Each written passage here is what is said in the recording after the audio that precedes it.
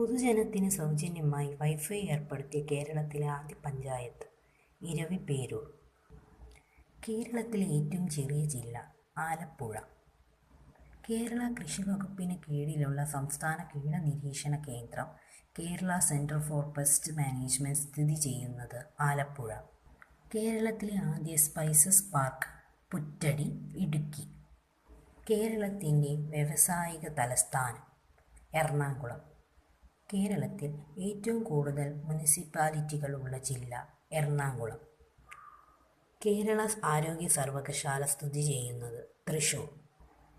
കേരളത്തിൽ ഏറ്റവും കൂടുതൽ അരി ഉൽപ്പാദിക്കപ്പെടുന്നത് പാലക്കാട്. സൈലന്റ് വാലി സ്ഥിതി ചെയ്യുന്നത് പാലക്കാട്.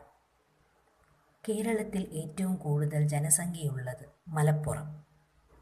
2019 ആഗസ്റ്റ് മാസം മലപ്പുറം ജില്ലയിൽ കവളപ്പാറയിലുണ്ടായ പ്രകൃതി ദുരന്തം ഉരുൾപൊട്ടൽ.